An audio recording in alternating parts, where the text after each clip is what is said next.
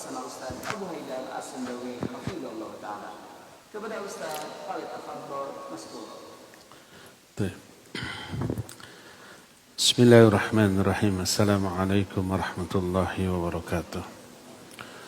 Alhamdulillah wassalatu wassalamu ala Rasulillah Muhammad ibn Abdillah wa ala alihi wa ashabihi wa mawalah wa man tabi'ahum bi ihsanin ila yaumil qiyamah. Wa ba'd.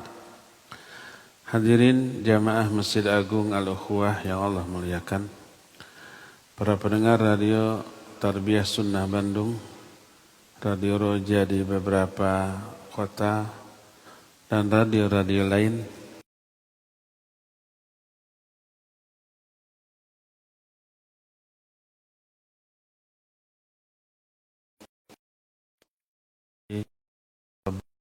TV dan beberapa TV lain, para netizen di mana saja Anda berada, alhamdulillah kembali kita berjumpa. Kita sedang membahas tanda-tanda kiamat. Salah satu tanda kiamat adalah keluarnya Ya'juj dan Ma'juj. Sudah diterangkan Ya'juj dan Ma'juj dikurung. Dia di balik dua buah bukit, lalu bukit itu dibenteng oleh seorang penguasa namanya Dzulqarnain, sehingga mereka tidak bisa keluar, tidak bisa menembus, tidak bisa mendaki. Allah jelaskan ini dalam Al-Quran, dalam surah Al-Kahfi mulai ayat 92 sampai ayat 99. Thumma atba'a sababa hatta idza balagha baina as-saddain wajada min dunihima qauman la yakaduna yafqahuna qawla. Kemudian Dzulqarnain mengikuti, menelusuri suatu jalan, sehingga apabila sampai ke sebuah tempat antara dua buah bukit, dia menemukan di bawah bukit itu ada satu kaum yang hampir tidak difahami bahasanya. Qalu ya dzal qarnain inna ya'juj wa ma'juj mufsiduna fil ard. Fahal naj'alu laka kharjan ala an taj'ala bainana wa bainahum sadda. Mereka berkata, wahai Dzulqarnain, sesungguhnya Ya'juj dan Ma'juj suka mengadakan kerusakan di muka bumi, membunuh, merampok, menganiaya, dan seterusnya.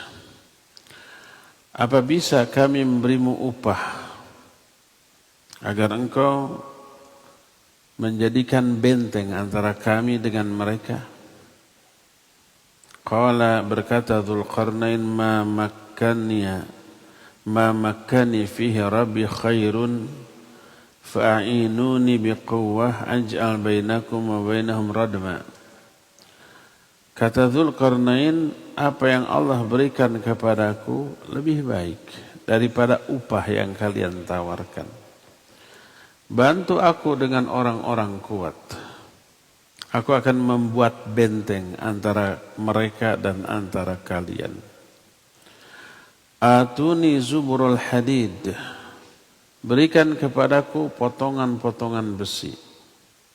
Hatta idza sawa bainas sadafain qala anfukhu. Sehingga apabila potongan besi itu sudah ditumpuk-tumpuk dan rata, menjangkau puncak dua buah gunung tersebut, berkata Dzulqarnain, nyalakan apinya, dibakar potongan besi itu. Hatta idza ja'alahu nara qala atuni ufriq alaihi qitara. Sehingga ketika api sudah menyala-nyala, sudah terbakar itu potongan besi yang ditumpuk-tumpuk, berkata Dzulqarnain, berikan kepadaku cairan logam yang sudah dipanaskan mencair, aku akan tuangkan ke atas tumpukan besi tersebut. Jadilah benteng yang kokoh kuat. Famasta'u ayyadharuhu wa mastata'u lahu naqba. Maka Ya'juj dan Ma'juj tidak bisa untuk mendakinya, menaikinya. Juga tidak bisa untuk melubanginya. Karena kuatnya benteng itu. Setelah selesai berkata Dzulqarnain, "Hadza rahmatu min Rabbi." Ini adalah rahmat dari Allah. Dia tidak mengklaim itu hasil karya, inilah hasil karyaku, enggak. Tapi ini rahmat dari Allah. Fa idza jaa wa'du Rabbi ja'alahu dakka wa kana wa'du Rabbi haqqan. Kalau datang janji Allah, benteng ini akan runtuh, akan jebol. Dan janji Allah itu pasti benar. Wa tarakna ba'dahum yawma idzin yamuju fi ba'd. Maka kami biarkan Ya'juj dan Ma'juj itu saling bercampur satu sama lain. Berebut keluar, berdesak-desakan. Wa nufikha fis-sur. Nanti tak lama dari zaman itu ditiup sangkakala, fajama'nahum jam'a, kami kumpulkan mereka semuanya. Ini Al-Quran menceritakan tentang Ya'juj dan Ma'juj yang sekarang dari dulu sampai sekarang di benteng tidak bisa keluar dari tempat mereka di karantina. Kisah-kisah lainnya yang berkaitan dengan Ya'juj dan Ma'juj sampai keluar, kemudian membinasakan semua yang ditemui, sampai akhirnya mereka binasa dengan apa? Belatung-belatung yang keluar dari tengkuk mereka memakan daging-daging, seluruh bagian tubuh mereka, musnah mereka. Sampai musnahnya Ya'juj dan Ma'juj kita sudah jelaskan di pertemuan yang lalu. Kita penasaran dengan benteng tadi, sampai sekarang masih ada. Kenapa tidak kedetek, tidak ditemukan? Dan kenapa nggak bisa dihancurkan? Kalau sudah ditemukan bom saja, kan gitu ya. Kita fokus di mana letak benteng Ya'juj dan Ma'juj ini.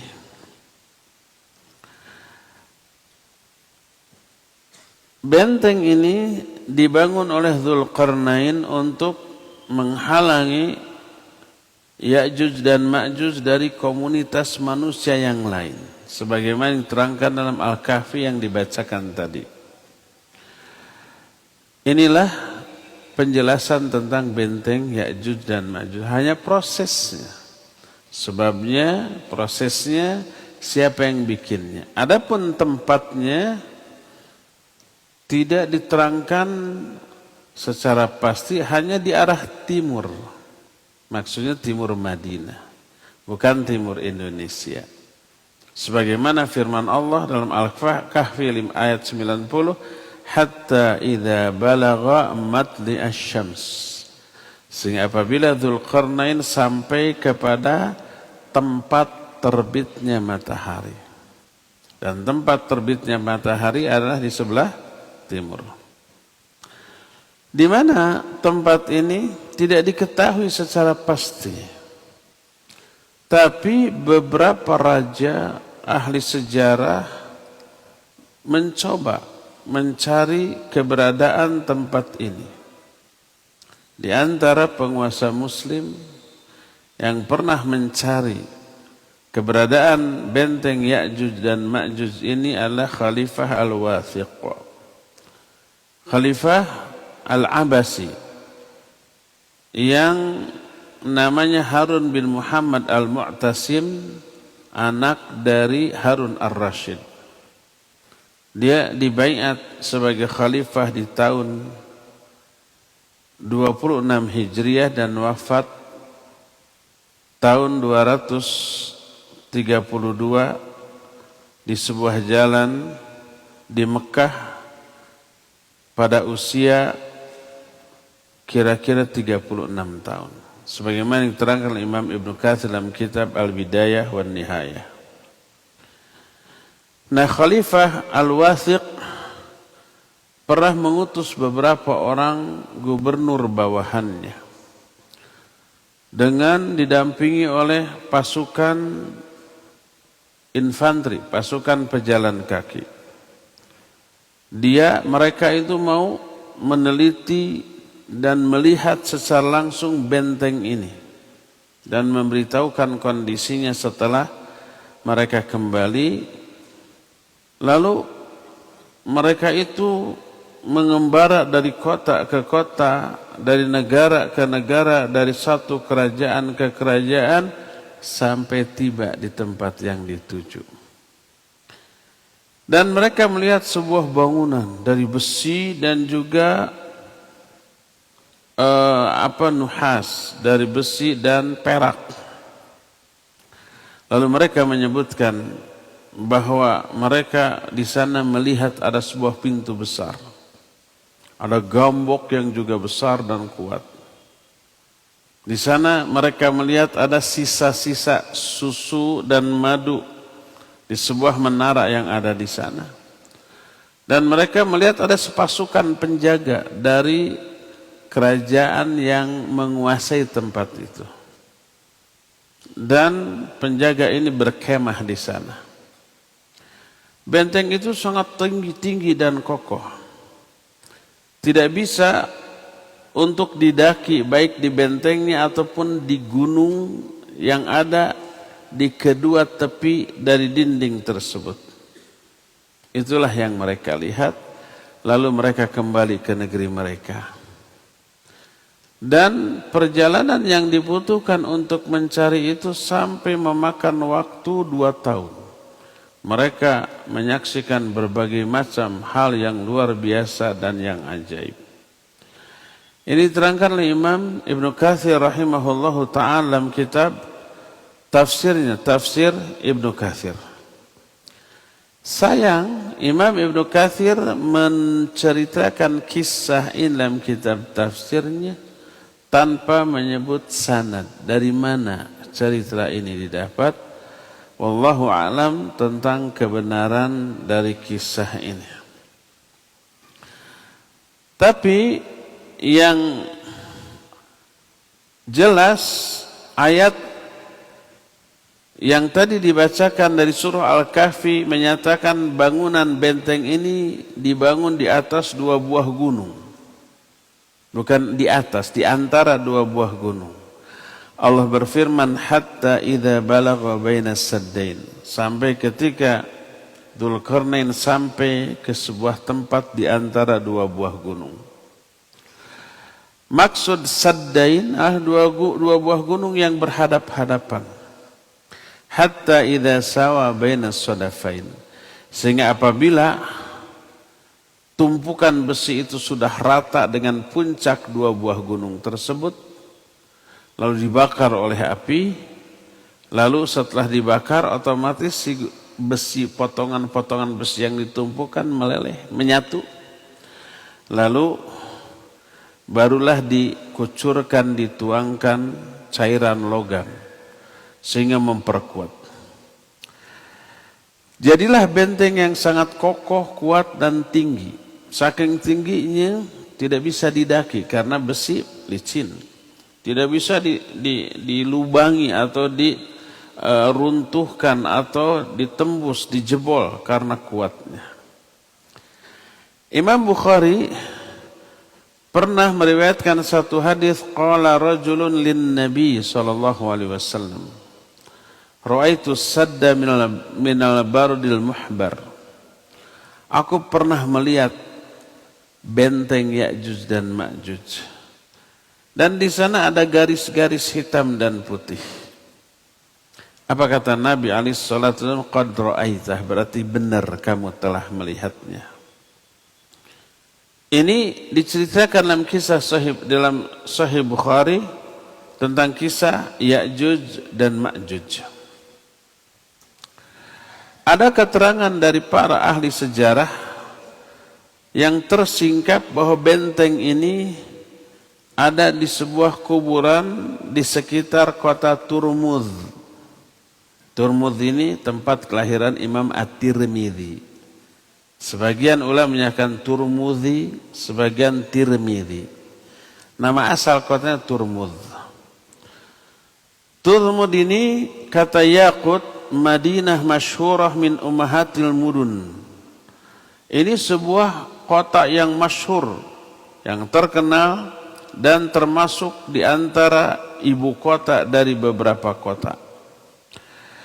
Nah, di sana ada tempat yang dikenal dengan pintu besi. Di awal abad ke-15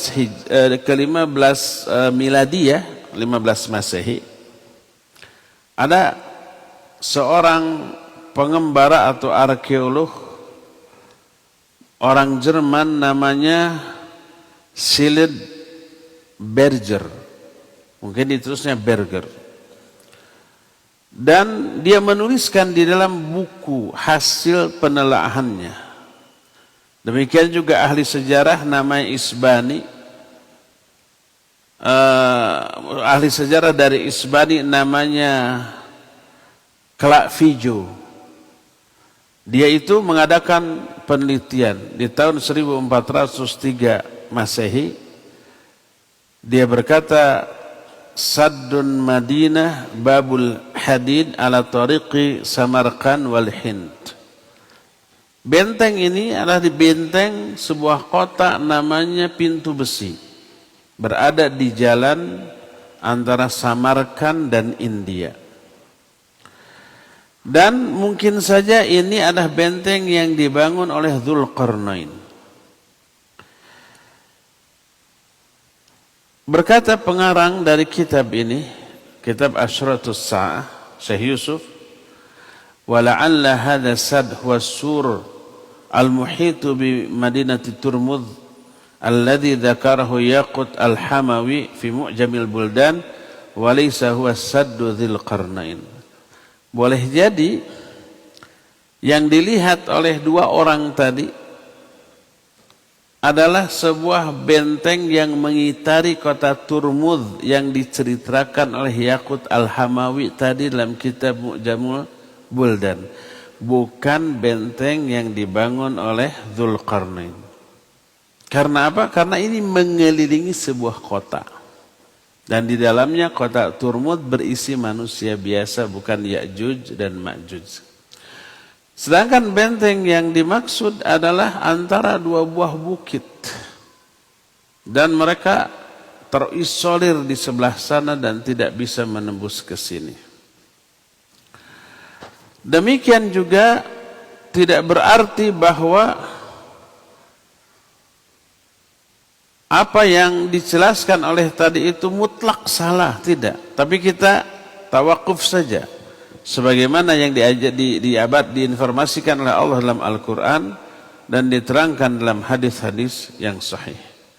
Tapi yang jelas benteng Ya'juj dan Ma'juj ini sudah ada sejak zaman dahulu sampai sekarang, sampai datang waktu di saat benteng itu akan jebol, lalu keluarlah Ya'juj dan Ma'juj. Dan ini merupakan tanda sudah dekatnya kiamat. Sebagaimana firman Allah Azza wa Jalla berkata Dzulqarnain, "Hadza rahmatu min Rabbi. Fa idza jaa wa'du Rabbi ja'alahu dakka wa kana wa'du Rabbi haqqan." Ini adalah rahmat dari Allah. Benteng ini rahmat dari Allah. Apabila datang janji dari Allah, Allah akan jadikan benteng ini runtuh, jebol. Dan janji Allah itu pasti. Setelah jebol, kami biarkan Ya'juj dan Ma'juj berdesak-desakan keluar. Dan setelah berlalunya kasus Ya'juj dan Ma'juj, ditiuplah sangkakala. Lalu kami kumpulkan semua manusia seluruhnya. Nah, yang dimaksud dikumpulkan itu nanti di akhirat, di padang mahsyar. Ini ayat mengisyaratkan keluarnya Ya'juj dan Ma'juj adalah saat ketika kiamat Al-Kubra sudah dekat. Dalam salah satu hadis yang menjelaskan bahwa benteng Ya'juj dan Ma'juj sudah ada adalah hadis yang diriwayatkan dari Abu Hurairah radhiyallahu an. Hadisnya diriwayatkan oleh Imam At-Tirmidzi, juga Imam Ibnu Majah dan Al-Hakim. Hadisnya sahih. Berkata Rasul alaihi salatu wasallam tentang benteng Ya'juj dan Ma'juj ini. Kata beliau, yahfirunahu kulla yawmin hatta idza kadu yakhriqunahu. Qala alladhi alaihim irji'u fayastakhriqunahu ghaddan. Qala fayu'iduhu Allahu ka'ashaddi makana. Hatta idza balagu muddatahum wa arada Allahu an yab'athahum 'ala an-nas qala alladhi alaihim irji'u fasatahqirunahu ghaddan insyaallah ta'ala wastathna. Qala fayarji'una wa huwa ka hay'atihi hina tarakuh fayakhriqunahu wa yakhrujuna 'ala an-nas wa yastaqawna al-miyah wa yafirru an-nasu minhum. Kata Nabi alaihi salatu wasallam, Ya'juj dan Ma'juj itu menggali setiap hari. Sehingga apabila hampir jebol itu benteng, pemimpin Ya'juj dan Ma'juj tidak disebut namanya siapa, tapi disebut qala alladhi alaihim, berkatalah orang yang menguasai mereka. Irji'u, pulanglah kalian.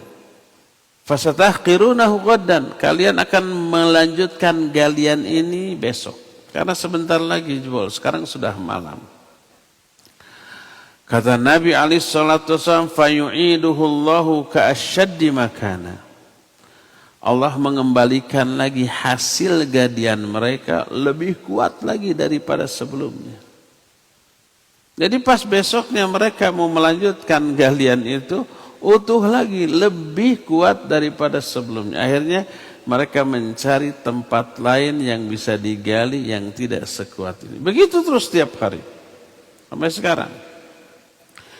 Sehingga apabila tiba waktunya Allah ingin mengeluarkan mereka ke tengah-tengah manusia, ketika digali sampai sore, berkata sang pemimpin, berhenti, pulang kalian, besok kalian akan lanjutkan galian ini insya Allah. Istisna dia, mengatakan insya Allah. Ini kehebatan insya Allah. Maka mereka pulang, esoknya mereka kembali, lubang galian itu seperti kemarin, tidak ditutup lagi. Efek dari apa? Efek dari perkataan insya Allah. Makanya katakan insya Allah. Ini efeknya besar terhadap apa yang akan terjadi. Lalu mereka pun besoknya menggali, tinggal sedikit lagi, lalu jebol.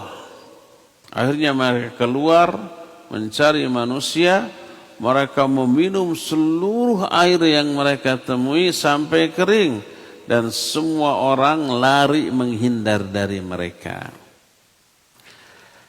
Inilah yang menjelaskan tentang proses penggalian benteng yang dilakukan oleh Ya'juj dan Ma'juj terus begitu. Dari hadis ini bisa kita ambil beberapa faedah. Pertama, yang terutama, uletnya Ya'juj dan Ma'juj dan kuatnya mereka. Tiap hari menggali sampai hampir tembus, istirahat, besoknya utuh lagi, digali. Tidak pernah putus asa, menggali terus. Sampai tiba saatnya mereka dikeluarkan oleh Allah Azza wa Jalla. Itu yang pertama, ulet. Kedua, kuat, mereka kuat. Ketiga, ternyata mereka pun punya pemimpin. Wa qala alladhi alaihim, berkata orang yang menguasai mereka, ada pemimpin. Keempatnya, ketaatan yang luar biasa dari anggota mereka kepada sang pemimpin. Kata pemimpin lanjut. Kata pemimpin stop. Kata pemimpin pulang. Ini diantara beberapa karakter dari Ya'juj dan Ma'juj yang tersirat dari hadis ini. Dan yang paling utama yang ada kaitannya dengan aturan syariat kita, dahsyatnya ucapan insya Allah. Karena insya Allah hasil galian mereka tidak ditutup lagi oleh Allah Azza wa Jalla. Dan itu yang membuat mereka berhasil menjebol dinding tersebut. Allah berfirman, "Wala taqulanna," janganlah kalian berkata inni fa'ilun dzalika ghadan illa ayyasha Allah. Aku akan mengatakan, aku akan melakukan perbuatan ini besok. Nggak boleh berkata, tapi katakanlah insya Allah. Insya Allah saya akan lakukan ini besok. Insya Allah saya datang ini besok. Dan seterusnya. Katakan insya Allah. Karena efeknya luar biasa tadi. Memperlancar urusan, memperlancar masalah yang kita hadapi. Seperti yang dilakukan oleh siapa? Oleh Ya'juj dan Ma'juj. Ada kisah insya Allah lain yang teralami oleh seorang Nabi, Nabi Sulaiman alaihissalatu wassalam. Dikisahkan oleh Nabi alaihissalatu wassalam dalam kitab Sahih Bukhari. Bahwa berkata Nabi Sulaiman, la'atufanna tis'ah wa tis'in min imro'ati. Aku akan menggilir 99 istriku. Digauli. Nabi Sulaiman itu 99 istri. 100 kurang 1. Dan aku berharap mereka semua hamil, melahirkan anak laki-laki, akan aku bentuk menjadi pasukan kavaleri yang tangguh. Pasukan berkuda. Kata penasihatnya, qul insyaallah. Katakan olehmu insyaallah. Walam yakul insyaallah. Tapi dia tidak mengatakan insyaallah. Apa akibatnya? Tak ada seorang pun istrinya yang hamil kecuali satu orang. Itu pun melahirkan anak ukurnya setengah dari manusia biasa. Beke. Berkata Rasulullah SAW, "Fawallahi law qala insyaallah lahamalna." Demi Allah, seandainya Sulaiman waktu itu mengatakan insya Allah, pasti istri-istrinya hamil semuanya dan melahirkan anak dan akan terbentuk pasukan kavaleri yang sangat tangguh. Tapi karena tidak mengatakan insya Allah, nggak jadi hamilnya. Lihat, ini hadis sahih, riwayat Imam Bukhari dalam kitab Sahih Bukhari. Dan ini menunjukkan kehebatan nama Allah apabila disebut. Nama Allah itu tentu saja mengandung barokah terhadap pekerjaan, perbuatan yang akan kita lakukan apabila kita menyebut nama Allah. Baik insyaallah, bismillah, alhamdulillah, atau pokoknya sebut nama Allah. Kullu amrin dhi balin la yubda'u bismillahirrahmanirrahim fahuwa aqta. Semua pekerjaan yang mengandung makna, mengandung arti, mengandung manfaat, tapi tidak diawali oleh bismillah, dengan menyebut nama Allah, itu terputus dari rahmat Allah subhanahu wa ta'ala. Maka biasakan kita untuk mengatakan insyaallah, bismillah, alhamdulillah, la haula wa la quwata illa billah, masyaallah, subhanallah. Karena semua nama Allah apabila disebut, apapun bentuk kalimatnya, insyaallah itu akan barokah terhadap perbuatan yang kita sedang lakukan. Hadis yang barusan menunjukkan benteng Ya'juj dan Ma'juj sudah ada dan terus digali, tapi belum jebol. Dari sinilah sebagian ulama menjelaskan bantahan kepada orang-orang yang berpendapat bahwa Ya'juj dan Ma'juj ini ada yang menyatakan bangsa Tartar, bangsa Mongol, bahkan sebagian ada yang menyatakan bangsa Cina. Kalau itu betul, niscaya sudah dekat kiamat. Itu yang pertama. Kalau itu benar, niscaya sebelumnya Dajjal sudah muncul, Nabi Isa sudah turun, kemudian Dajjal terbunuh, dan begitu keluar itu bangsa-bangsa yang disebut, manusia semua musnah. Nabi Isa pun disuruh menyingkir ke gunung, sebagaimana keterangan yang sudah kita terangkan. Dan ini merupakan bantahan kepada sebagian orang yang menyatakan Ya'juj dan Ma'juj adalah bangsa tertentu, etnis tertentu, ras tertentu yang sudah ada. Ini bertolak belakang dengan nas bahwa keluarnya Ya'juj dan Ma'juj sezaman dengan Nabi Isa alaihissalatu wassalam setelah berlalunya masa Dajjal laknatullahi alaih. Dajjal belum keluar, Nabi Isa belum turun. Dan kalau Ya'juj Ma'juj keluar, kita masih aman-aman saja. Nggak mungkin ya. Sebab di dalam keterangan Ya'juj dan Ma'juj keluar, semua makhluk yang ditemui dibunuh. Sungai Laut Tiberias juga yang banyak airnya kering diminum oleh mereka ya. Ada lagi Nabi SAW suatu saat masuk ke rumah istrinya dalam keadaan pucat. Lalu beliau berkata, La ilaha illallah, wailul lil a'rab, qad futiha radmi Ya'juj wa Ma'juj hakadha. Kata Nabi SAW, La ilaha illallah, celakalah orang Arab. Karena apa? Karena benteng Ya'juj dan Ma'juj sudah terbuka segini. Lalu beliau menyatukan jari telunjuknya dengan jari jempolnya. Sebesar begini sudah terbuka. Berkatalah istrinya yang mendengar, Ya Rasulullah, anahliku wa fina solihun. Wahai Rasulullah, apakah kita akan binasa? Padahal di kalangan kita masih banyak orang-orang soleh. Pengakuan istri Nabi Ummu Salamah radhiyallahu anha yang menyatakan, apa kita akan binasa? Padahal di kalangan kami banyak orang-orang soleh. Itu menunjukkan di saat itu kesolehan seseorang diakui oleh orang lain. Seperti istri Nabi alaihissalatu wasallam mengakui banyak orang-orang soleh. Para sahabat itu orang soleh. Kesolehannya tidak hanya diakui oleh sesama mereka, tapi oleh Al-Quran dan Al-Hadis yang sahih. Muhammadur Rasulullah walladzina ma'ahu asyidda'u 'alal kuffar rahama'u bainahum tarahum ruk'an sujjadan yabtaghuna fadlan minallahi wa ridwana simahum fi wujuhihim min atharis sujud. Itu tentang sahabat. Kesolehannya diakui oleh Allah sampai disebutkan kuntum khaira ummah, kalian sebaik-baik umat. Nabi SAW menyatakan khairun nas qarni, sebaik-baik manusia, manusia yang sezaman dengan aku, yaitu para sahabat. Diakui juga oleh orang kafir. Orang-orang Nasrani di negeri Syam ketika melihat para sahabat, mereka menyatakan haula khairum minal hawariyina alladzina balaghana.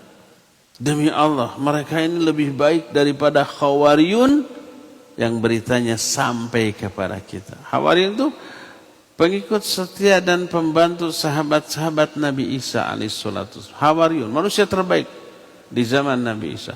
Para sahabat jauh lebih baik daripada Khawariyun. Dipuji oleh agama lain, dipuji oleh Allah, dipuji oleh Rasul sallallahu alaihi wasallam, dipuji oleh sesama mereka. Sampai istri Nabi menyatakan, anahliku wa fina salihun. Apa kita akan binasa? Padahal kita masih banyak di kalangan kita orang-orang yang soleh. Apa kata Nabi SAW?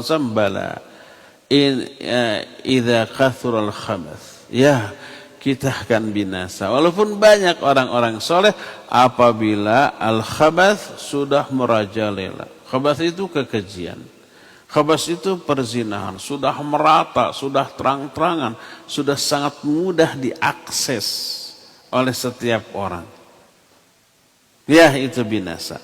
Hadis yang barusan menjelaskan bahwa Ya'juj dan Ma'juj itu bentengnya sudah ada sampai sekarang ada, dan mereka masih terus menggali. Ya'juj dan Ma'jujnya masih terkurung di sana. Berkata Imam Al-Qurtubi rahimahullahu ta'ala, yang beliau jelaskan dalam kitab tafsirnya ketika menerangkan tentang Ya'juj dan Ma'juj ini. Kata beliau, wa qad kharaja minhum ay at-tark atau turk fi hadzal waqti umamun la yuhsihim illa Allah azza wa jalla wa la yarudduhum anil muslimina illa Allah ta'ala hatta ka'annahum Ya'juj wa Ma'juj au muqaddimatuhum. Mereka bangsa Turk, bukan Turki, bangsa Turk itu sudah keluar di zaman ini. Zaman ini maksudnya zaman Imam Al-Qurtubi. Dan ada orang umat yang jumlahnya tidak ada yang tahu saking banyaknya,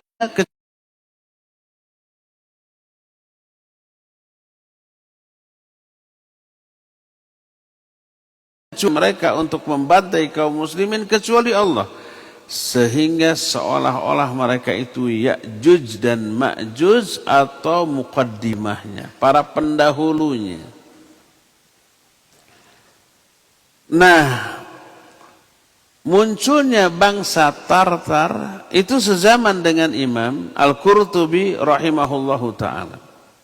Sehingga Imam Al-Qurtubi mendengar bangsa Tartar yang karakternya itu seperti Ya'juj dan Ma'juj yang digambarkan oleh Quran atau hadis yang sahih.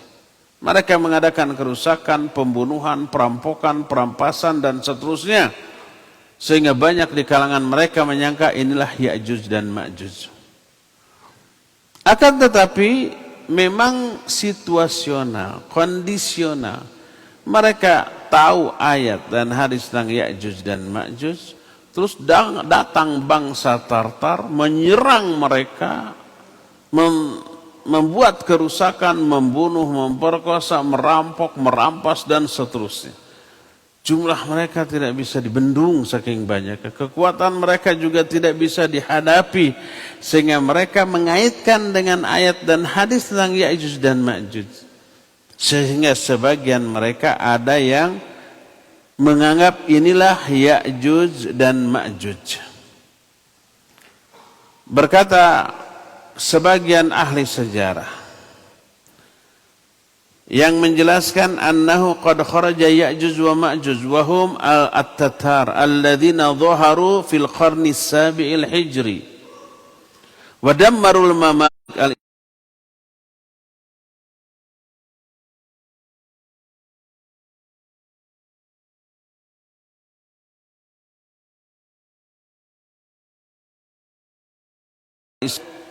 mereka menghancurkan semua kerajaan-kerajaan Islam.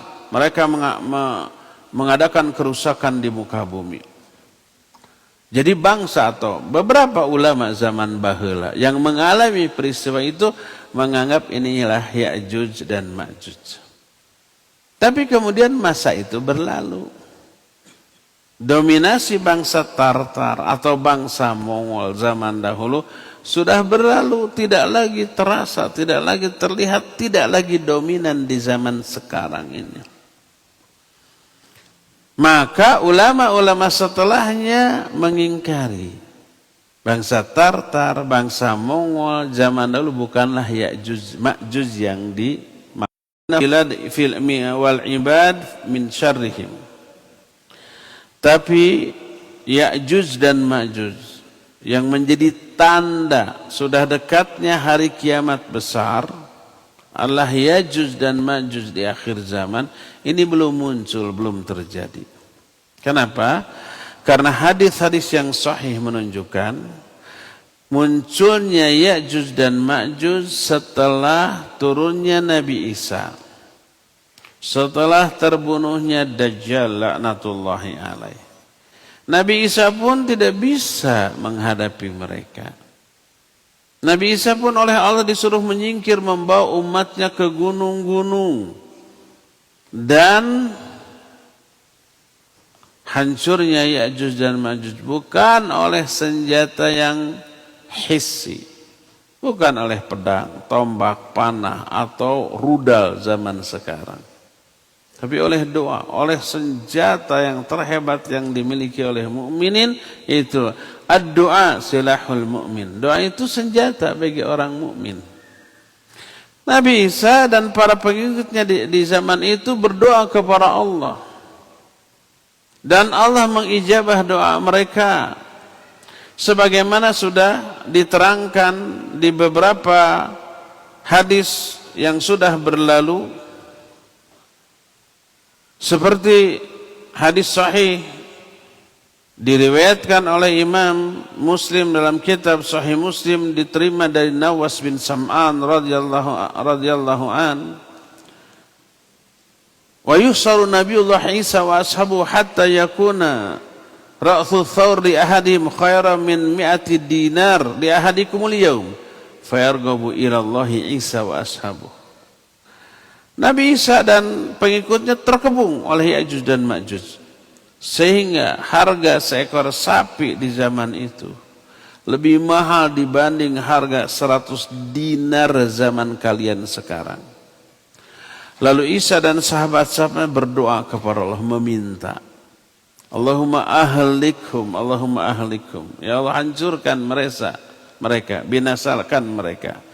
Fayursilullahu alaihim an-naghaf fi riqabihim. Lalu Allah memunculkan naghaf, belatung di dalam tengkuk mereka, keluar dari sana lalu memakan seluruh bagian tubuh dari Ya'juj dan Ma'juj tersebut. Maka binasalah mereka semua. Tak ada yang tersisa, bergelimpangan. Sampai tak ada tanah tempat yang bisa dipijak. Kecuali di sana ada serpihan, sisa daging, tulang Ya'juj dan Ma'juj. Sedangkan SDM saat itu terbatas, tidak sebanyak bangkai yang bergeletakan di sana. Lalu disebutkan bahwa Nabiullah Isa dan kawan-kawannya kembali berdoa. Fayarghabu Nabiullah Isa wa ashabu ilallah. Mereka berdoa lagi kepada Allah agar fatahmiluhum fatatrahum haitsu sya'allah. Lalu Allah mengirimkan burung-burung seperti punduk unta. Burung itu menyambar seluruh sisa-sisa bangkai dan tulang belulang, lalu dilemparkan ke tempat yang Allah kehendaki. Tempat termaksud adalah lautan. Fayahmiluhum fayaqdhifu bi'azzahim fil bahr. Dalam riwayat lain, dalam hadis yang diriwayatkan oleh Imam Al-Hakim dalam kitab Al-Mustadrak dengan sanad yang sahih, burung itu membawa bangkai-bangkai itu dan melemparkan jasad-jasad mereka ke lautan. Binasanya Ya'juj dan Ma'juj bukan dengan senjata real yang nyata, tapi dengan senjata yang paling ampuh yang dimiliki oleh kaum muslimin. Di saat senjata real sudah tidak berdaya, ada yang lebih hebat, yaitu senjata dalam bentuk doa. Seandainya Ya'juj dan Ma'juj dihadapi dengan senjata, maka tidak akan menang. Mereka kalah oleh kehebatan, kekuatan, dan banyaknya pasukan Ya'juj dan Ma'juj. Tapi Allah kemudian mentakdirkan Nabi Isa dan kaumnya saat itu menggunakan senjata pamungkas, yaitu doa, dan doanya ternyata dikabul oleh Allah Subhanahu wa taala, ya. Inilah kisah tentang Ya'juj dan Ma'juj beserta bentengnya. Ternyata benteng itu pernah ditemukan di zaman Daulah Abbasiyah dengan Khalifah Al-Mu'tasim Billah, dan itu diterangkan oleh para ulama dalam kitab-kitab sejarah mereka, ya. Selesai kisah 3 tanda besar dari hari kiamat yang sangat spektakuler, sangat fenomenal. Pertama, munculnya Dajjal, yang kedua turunnya Nabi Isa, dan yang ketiga munculnya Ya'juj dan Ma'juj sampai binasanya mereka serta keterangan tentang adanya benteng tersebut.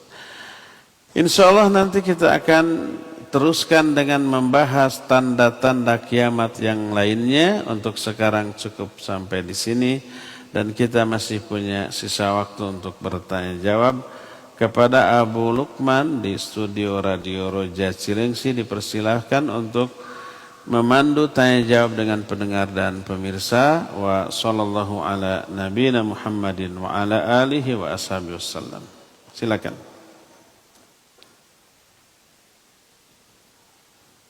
Allahu khairan kami disampaikan kepada Ustaz Abu Haidar As-Sundawi hafizahullah taala yang telah membimbing kita di kesempatan kajian edisi sore hari ini di hari Jumat. Dan untuk berikutnya kami undang Anda sahabat Roja untuk berpartisipasi dalam tanya jawab 36543. Baik Ustaz, pertanyaan pertama kita coba angkat dari WhatsApp dari Ummu Nina. Ingin bertanya Ustaz, apakah Ya'juj dan Ma'juj itu tidak... Ya, barakallahu fiik. Apakah Ya'juj dan Ma'juj tidak mengenal teknologi sehingga tidak membuat pesawat, drone, tidak membuat alat-alat berat yang bisa mendobrak itu, tidak bisa bikin bom diledakkan aja gitu ya. Wallahu a'lam bishawab. Yang jelas begitulah Al-Quran bercerita dan hadis menerangkan. Seandainya mereka memiliki teknologi seperti yang kita miliki, bisa bikin pesawat helikopter, itu bisa bikin ribuan helikopter untuk menyeberangi benteng tersebut. Ya, itu kemungkinan pertama. Mereka tidak mengenal kemajuan teknologi seperti yang kita alami. Yang kedua, Allah menjaga mereka dalam keadaan seperti bahan untuk mengembangkan teknologi di tempat mereka terbatas atau tidak ada, atau kecerdasannya yang kurang, mereka hanya bertumpu kepada kekuatan fisik semata-mata. Banyak kemungkinan yang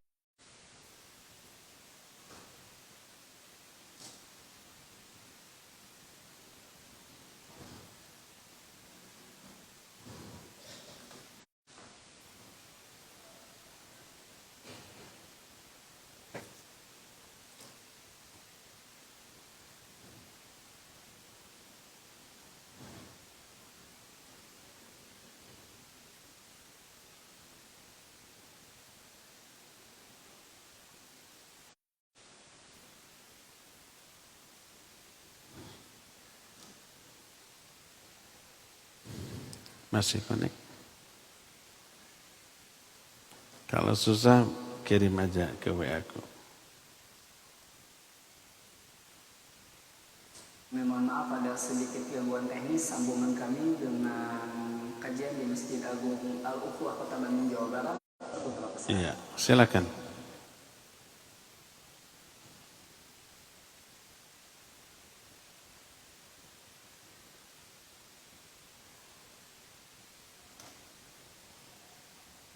Berikutnya Ustaz dari Abdul Rahman di Lampung. Ingin bertanya Ustaz, apakah di zaman Imam Mahdi kaum muslimin berada dalam satu manhaj Ustaz, atau masih tetap berpecah belah dalam berbagai macam manhaj? Mohon penjelasan Ustaz. Tafadhol Ustaz. Barakallahu fik. Imam Mahdi muncul menyatukan seluruh kaum muslimin. Persatuan ini tidak mungkin terwujud. Min tauhidi atau min tauhidillah. Tauhidullah yuaddi ila tauhidil kalimah. Mentauhidkan Allah mengakibatkan terciptanya persatuan. Mustahil persatuan terwujud kalau akidahnya masih banyak yang menyimpang. Karena apa? Karena ruh-ruh ini saling mengenal dan bersatu karena tauhid. Tauhidnya sama, akidahnya sama, Allah persatukan. Kalau berbeda, mereka saling mengingkari. Berkata Rasulullah SAW, al-arwah junudun mujannadah. Fama ta'arafa iktalafa. Wa ma tanakara ikhtalafa. Ruh-ruh manusia, jiwa manusia itu ibarat tentara yang terkoordinir. Ruh mana saja yang saling mengenal karena kesamaan akidah dan tauhid, itu akan menyatu. Ruh mana yang saling tidak mengenal karena perbedaan tauhid, itu akan ikhtilaf. Yang menyatukan hati kita Allah, bukan manusia, dan Allah akan menyatukan berdasarkan akidahnya, imannya, tauhidnya. Allah berfirman, wa allafa baina qulubihim. Law anfaqta ma fil ardi jami'an ma allafta baina qulubihim walakinna Allah allafa bainahum. Allah lah yang menyatukan hati-hati mereka. Seandainya kalian menginfakkan seluruh harta di muka bumi ini sebagai dana persatuan, kalian tidak akan bisa menyatukan hati manusia. Tapi Allah lah yang menyatukan hati-hati mereka. Jadi kalau kita mau menyatukan hati kaum muslimin, luruskan akidah mereka, tauhid mereka. Itu akan bersatu dengan sini Allah yang menyatukan. Bukan menyamakan visi dan misi politik atau sosial. Tapi akidahnya berbeda. Enggak akan bisa ya. Nah nanti di akhir zaman muncul Imam Mahdi. Imam Mahdi menyatukan semuanya. Memimpin kaum muslimin dan menerapkan manhaj sunnah, memimpin kaum muslimin di atas manhajin nubuwah, manhaj kenabian. Semua dikembalikan kepada Al-Quran dan As-Sunnah, kepada Islam yang murni seperti di zaman Nabi dan para sahabatnya. Dulu para sahabat dibuat mulia dan seluruh urusannya maslahat karena agamanya. Agamanya baik, lurus, benar. Allah berikan kemaslahatan hidup kepada mereka dari segala aspek. Berkata Imam Malik, la yasluhu amru hadhil ummah illa bima saluha bihi awwaluha. Tidak akan maslahat urusan akhir dari umat ini kecuali dengan apa-apa yang telah membuat maslahat generasi awal dari umat ini. Generasi awal dari para sahabat tabi'in dan tabi'in, hidup mereka maslahat karena apa? Karena pemahaman mereka tentang Quran dan Sunnah murni dari Nabi SAW. Setelah berlalu beberapa puluh atau ratus tahun di zaman Nabi, muncul kebidahan, penyimpangan, nggak murni lagi, campur aduk lagi, gitu ya. Maka apa yang membuat mereka maslahat pun luntur, akhirnya tidak maslahat, banyak madarat. Kalau kita mau mengembalikan kemaslahatan umat seperti kemaslahatan di generasi awal, terapkan pemahaman Islam, pengamalan Islam seperti yang difahami dan diterapkan di zaman itu. Maksudnya pemahaman Islamnya ya, bukan teknologinya. Kalau nggak mau bidah jangan pakai speaker, jangan pakai lampu, jangan pakai internet. Bidah di zaman Nabi itu orang nggak paham batasan sunnah bidah. Urusan dunia dianggap kebidahan, akhirnya boleh. Iya betul, urusan dunia boleh. Urusan agama jangan. Yang di zaman Nabi tidak ada, jangan diadakan sekarang. Itu tuh urusan agamanya, bukan urusan dunia. Urusan dunia antum a'lamu bi umuri dunyakum. Kalian lebih tahu urusan dunia kalian. Silakan berkreasi, berinovasi, beristihad. Urusan dunia, urusan agama, maka merujuklah kepada Nabi SAW dan para sahabatnya. Selama ada contoh dari Nabi atau para sahabat, contoh dari sahabat yang dikukuhkan oleh Nabi, itulah sunnah. Adapun yang di luar itu jangan. Kembalikan kepada zaman Nabi dan para sahabatnya radhiyallahu anhum ajmain. Imam Mahdi nanti akan menerapkan manhaj al manhajin nubuwah. Pola hidup yang didasarkan kepada pola hidup, pengaturan hidup, jalan hidup seperti yang diajarkan oleh Nabi SAW. Dan beliau adalah mujaddid di akhir zaman. Mujaddid melakukan tajdid. Makna tajdid secara bahasa pembaharuan bukan berarti mengadakan ajaran baru, tapi mengembalikan pemahaman umat tentang agama yang sudah jauh menyimpang, dikembalikan kepada pemahaman asli di zaman Nabi dan para sahabat. Karena itu semuanya menyatu, semuanya membaiat Imam Mahdi, semua agamanya, akidahnya, tauhidnya, manhajnya lurus. Tak ada kebid'ahan, tak ada penyimpangan, semua menyatu. Karena itu nggak ada lawan. Karena itu semua umat lain takluk, kalah. Sehingga seluruh dunia dikuasai oleh kaum muslimin di bawah kepemimpinan Imam Mahdi. Karena sudah tidak ada lagi lawan yang sepantasnya, yang setanding dengan kaum muslimin di kalangan manusia, maka muncul lawan yang jauh lebih dahsyat. Yaitu siapa? Dajjal laknatullahi alaih. Dajjal keluar sebagai musuh yang mengganti musuh dari kalangan manusia biasa. Manusia biasa penganut agama ini sudah takluk kepada kaum muslimin. Muncullah Dajjal ya, sebagai fitnah yang sangat dahsyat di dalam kehidupan manusia. Walhasil di zaman Imam Mahdi seluruh agama, tauhid, akidah, pemahaman, pengamalan kaum muslimin itu berada di atas manhajin nubuwah, tak ada lagi kebid'ahan dalam bidang apapun. Wallahu a'lam bissawab. Silakan lagi.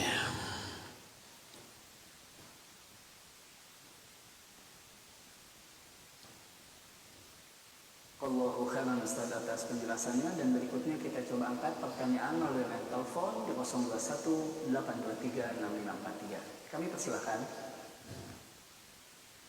Mohon maaf tampaknya terputus, silakan Anda bisa mencoba kembali memutar di 0218